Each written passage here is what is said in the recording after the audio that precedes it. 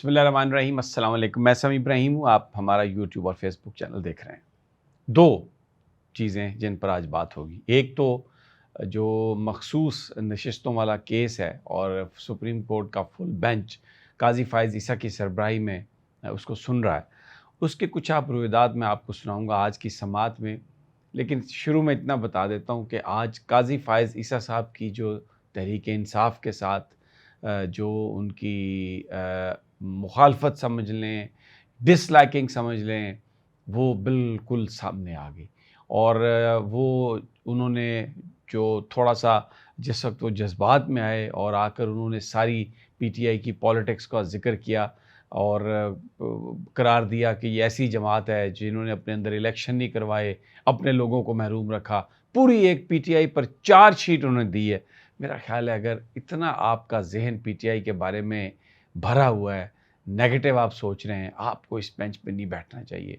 अखलाकी एतबार से जो कुछ आज आपने सवालों के नाम पर और अतर मिनुल्लाह साहब के साथ और दूसरे जजेस के साथ जो आपके मकालमे हुए, उसमें आपने जो बात कही है, उसके मुताबिक उसके बाद यानी उसमें इतना आपका गुस्सा है, उसमें इतने आपके बायसेस हैं, आप ऑलरेडी इतना माइंड अपना मेकअप कर चुके हैं कि इमरान खान और पीटीआई और ये गलत लोग हैं, जमहूरी लोग नहीं हैं और वो जो अकबर एस बाबर और वो जो दूसरे लोग हैं, वही पीटीआई के लोग हैं और उनके राइट्स आपने डिनाई किए हैं। जो इस वक़्त अब उनके पीछे कौन है, उनको कौन लेके आगे जा रहा है, मैं इस बहस में नहीं जाऊँगा। लेकिन मैं आपको बताऊँगा काज़ी फ़ाइज़ ईसा साहब की जो गुफ्तगू है, उसने ये आज साबित कर दिया कि जो चेयरमैन पीटीआई इमरान खान साहब के जो कंसर्न थे, जो वो कह रहे थे या जस्टिस गुलज़ार ने जो ये फ़ैसला दिया था कि आप काज़ी फ़ाइज़ ईसा साहब इमरान खान का कोई केस नहीं सुनेंगे,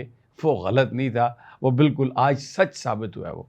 दूसरा जो निकाह इद्दत निकाह केस जो है, उसमें जो नए जज हैं उन्होंने आज क्योंकि तारीख़ 27 जून उन्होंने डाल दी थी, उन्होंने कहा कि कल मुझे फ़ाइल मिली और हम केस को पुकारते रहे, कोई नहीं आया। लेकिन आज जो वकला हैं बुशरा बीबी साहिबा के, उन्होंने दरख्वास्त ज़मानत दायर की है बुशरा बीबी साहिबा की।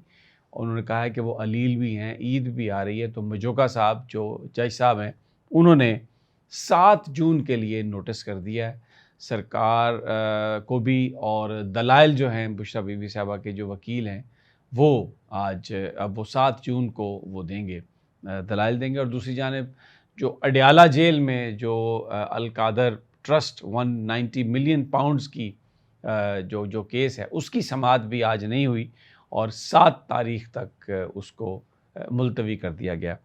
दूसरा, फैसल वाडा ने गैर मशरूत माफ़ी मांगने से इनकार कर दिया।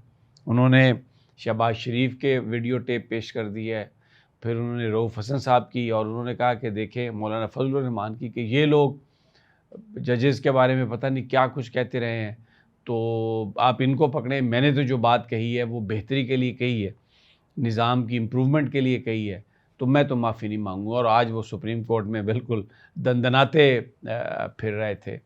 और तो आज अब मैं आता हूँ अपनी जो मेन स्टोरी है हमारी, उसमें आज एक मौके पर जो काज़ी फ़ाइज़ ईसा साहब हैं, उनको फैसल सिद्दीकी ने तो बोल्ड कर दिया बिल्कुल।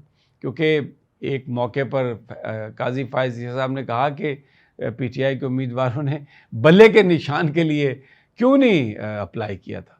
तो जिस पर फैसल सिद्दीकी साहब ने कहा कि 3 मेंबर बेंच का एक फ़ैसला था जिसको आप हेड कर रहे थे, तो आपने ये करार दिया था कि बल्ले का निशान नहीं मिल सकता, तो फिर इसलिए हमने वो बल्ले का निशान हम आपके फ़ैसले की वजह से नहीं ले सके। बहुत जब गुफ्तगू हुई उसमें जो चीज़ें जिन्होंने ये तासुब पीटीआई और इमरान खान के बारे में काज़ी फ़ाइज़ ईसा साहब का जिससे एक्सपोज़ हुआ, वो अतर मिनुल्लाह साहब और उनके बीच एक मुकालमा था। जब बात हो रही थी तो अतर मिनुल्लाह साहब ने ये कहा कि एक जमात पीटीआई के हवाले से उन्होंने कहा कि वो बार-बार ये अपील करते रहे, बार-बार बताते रहे कि उन्हें लेवल प्लेइंग फ़ील्ड नहीं मिल रहा, उनके साथ ज़्यादती हो रही है और उनके साथ जो कानूनी तौर पर जो चीज़ें जिस तरह से करने की कोशिश की जा रही है, उनको लेवल प्लेइंग फील्ड नहीं मिल रही। तो इस पर फौरी तौर पर काजी फ़ाइज़ ईसा साहब ने इंटरप्ट किया और उन्होंने कहा कि देखें इस वक्त वो शिकायत हमारे सामने नहीं है। तो इस पर कहा अतर मिनुल्लाह साहब ने कि मुझे बात कंप्लीट करने दें, और उन्होंने ये कहा कि ये उनकी सच जो है वो कड़वा होता है, तो लेकिन सच बोलना चाहिए। तो इस पर काजी फ़ाइज़ ईसा साहब फिर थोड़ा जज्बात में आ गए। उन्होंने कहा फिर अगर आप सच की बात सुनना चाहते हैं तो फिर पूरा सच सुन लें। ये जो आज मुकदमा है, ये जो ख़ुसूसी नशिस्तों वाला मामला है, ये सारा मामला होता ही ना अगर इलेक्शन करवा दिए जाते, इंट्रा पार्टी इलेक्शन, क्योंकि वो जमहूरियत की बुनियाद होते हैं। और ये इंट्रा पार्टी इलेक्शन उस वक्त नहीं कराया गया है जब उनकी पार्टी का सरबराह वज़ीर-ए-आज़म था और अपने जो उनके लोग हैं उनको राइट्स जो हैं वो डिनाई किए गए, और लोग अपनी अपनी पार्टी को उन्होंने राइट डिनाई किया। तो ये कोई इलेक्शन सिंबल का मामला नहीं था, ये मामला पार्टी के अंदर इलेक्शन करवाने का था। अब जब वो ये बातें कर रहे थे तो उन्होंने ना मुस्लिम लीग नून का जिक्र किया कि वहाँ पर जो रबड़ स्टैंप लगाते हैं वो, ना पीपल्स पार्टी के इंट्रा पार्टी इलेक्शंस का जिक्र किया, और फिर जो एएनपी के इंट्रा पार्टी इलेक्शंस थे वो ना होने की सूरत में उनको जुर्माना किया, उनसे कोई इंतखाबी निशान नहीं लिया।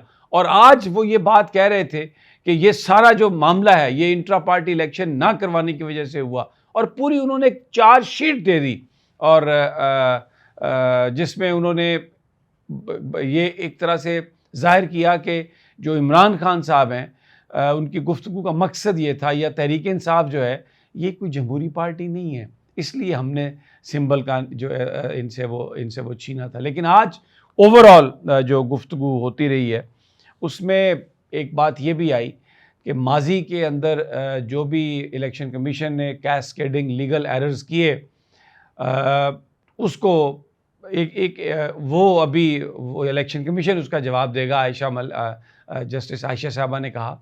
और अभी हमें ये देखना है कि आगे हम कैसे मूव करें। इसमें justice Mansoor Shah, justice Athar Minallah, justice Shahid Waheed, justice Muneeb, justice Ayesha Malik साहबा बड़े वो एक नज़र आ रहा था कि where they are heading to. और उसमें जस्टिस जमाल खान मंदोखेल के भी बड़े पर्टिनेंट बड़े क्वेश्चन थे। तो एक बात ये हुई कि सुप्रीम कोर्ट को इलेक्शन कमीशन जो कह रहा है हमें उसका रबड़ स्टैंप नहीं बनना चाहिए। मुनीब अख्तर साहब ने कहा कि हमें रबड़ स्टैंप नहीं बनना चाहिए, हमें देखना चाहिए। और अगर हम माजी में गलतियां जो हैं उनको नहीं देखेंगे, उनको अगर हम उसकी बुनियाद पर अपने इक़दामात को दुरुस्त नहीं करेंगे तो ये तो सिलसिला ऐसे चलता ही रहेगा। तो इस पर फिर वो सारी हिस्ट्री जो है काजी फ़ाइज़ ईसा साहब ने भी बयान की। और इसमें आज जो फैसल साहब हैं, फैसल सदीकी साहब पीटीआई के वकील, उन्होंने ये बात कही कि फॉर्म 33 में हमने ये लिखा था कि हम पीटीआई के उम्मीदवार हैं, लेकिन इलेक्शन कमीशन ने हमें इजाज़त नहीं दी, और इलेक्शन कमीशन ने बल्ले का इंतखाबी निशान किसी को बतौर इंडिपेंडेंट उम्मीदवार भी देने से उन्होंने गुरेज़ किया।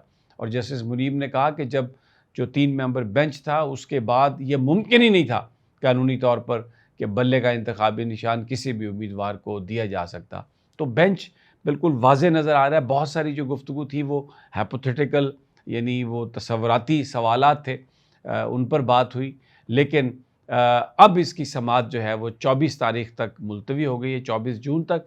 और 2 दिन यानी 24-25 या 25-26 2 दिन के लिए इसकी समाअत होगी। फुल डे समाअत होगी सुबह 9:30 बजे से, और तमाम जो वकला हैं उनको उनकी मालूम किया गया कि वो उस दिन दस्तयाब हैं, अवेलेबल हैं, और 2 ही दिन में, और इससे पहले अगर वो कुछ लिखना चाहते हैं तो वो लिख के दे दें। तो ये जनाब अब तक की ये ताज़ा तरीन है। इंशाल्लाह अगली वीडियो में जल्द फिर मुलाकात होती है।